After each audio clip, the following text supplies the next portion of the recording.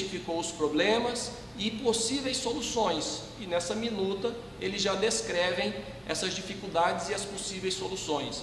Então as organizações internacionais e intergovernamentais, elas surgem para suprir essas dificuldades das relações diplomáticas entre os estados e vem atender o interesse dos estados então. Então é isso que nós vamos discorrer a partir de agora.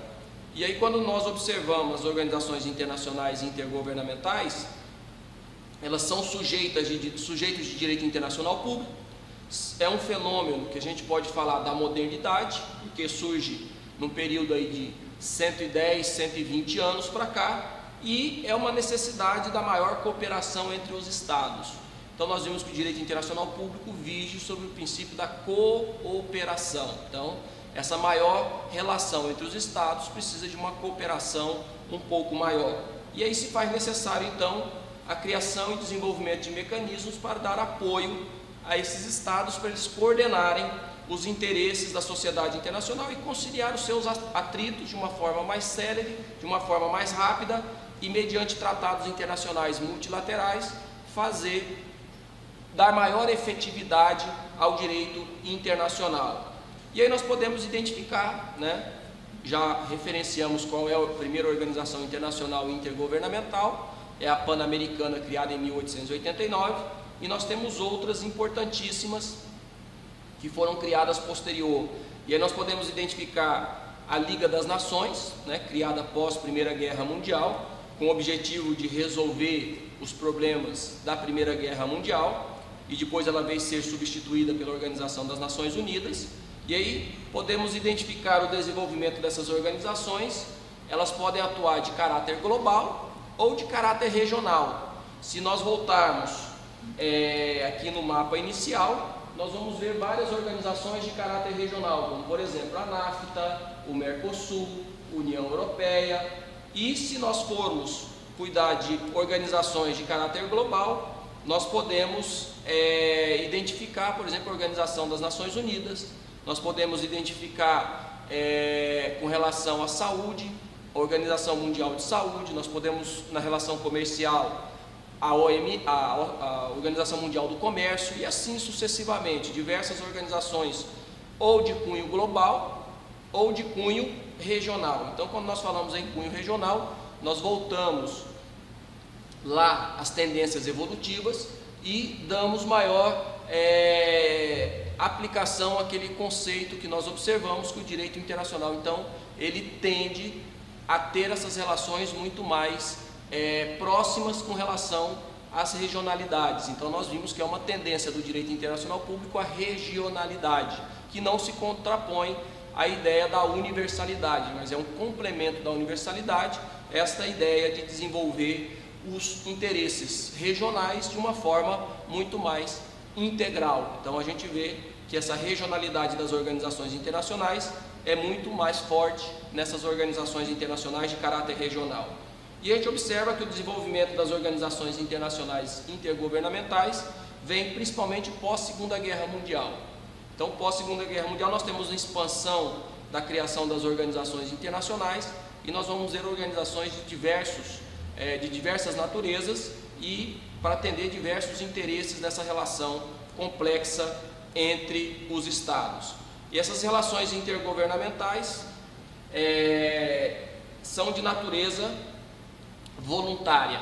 Nós sabemos que o direito internacional público está baseado na voluntariedade.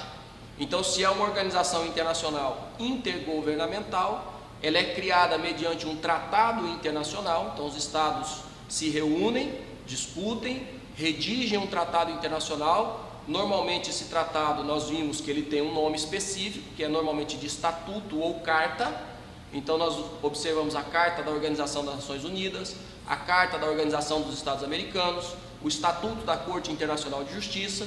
Então o que cria essa organização é um tratado internacional, ou nominado como carta, ou nominado como estatuto. E aí a gente vê que o tratado como todo, ele é um caráter voluntário, de cooperação entre os estados. Então uma organização internacional intergovernamental é a associação voluntária de estados, diferente, por exemplo, daquele clube que a gente frequenta ou daquela condomínio que nós moramos. O condomínio ou clube é a associação voluntária de particulares, então eu participo ali de forma voluntária. A organização internacional intergovernamental é a mesma coisa, só que ao invés de ser um particular, é um Estado que participa da criação e do funcionamento dessa organização internacional intergovernamental. Então, uma organização internacional intergovernamental, ela é criada mediante a associação voluntária dos Estados, mediante o seu ato constitutivo, que normalmente é um tratado internacional, que pode ter o nome específico de carta ou estatuto. E no próprio tratado internacional nós damos isso, tem uma finalidade pré-definida. Então, nós podemos pegar como exemplo a Organização Mundial de Saúde. Qual que é o pré-definido no Tratado Internacional para a Organização Mundial de Saúde?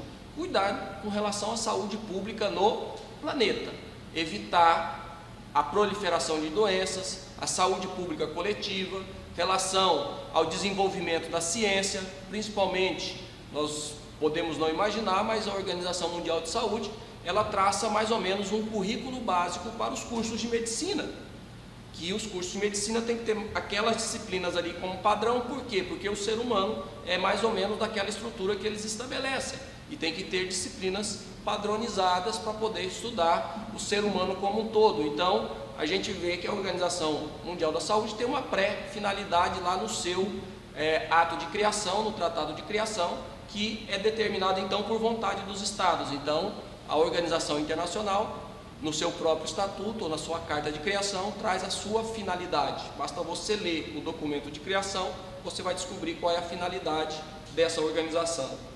E por ser a criação voluntária dos Estados, nós observamos que as organizações internacionais são sujeitos de direito internacional público, portanto, ela possui uma personalidade jurídica internacional, podendo assumir direitos e obrigações no cenário jurídico internacional e podendo ser responsabilizada também, como nós vimos que os Estados também podem ser responsabilizados.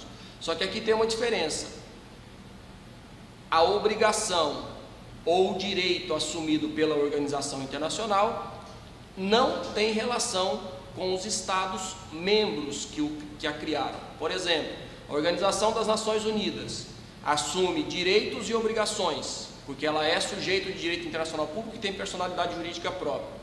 Esses direitos e essas obrigações são relativas e restritivas à ONU e não aos 193 países que a compõem.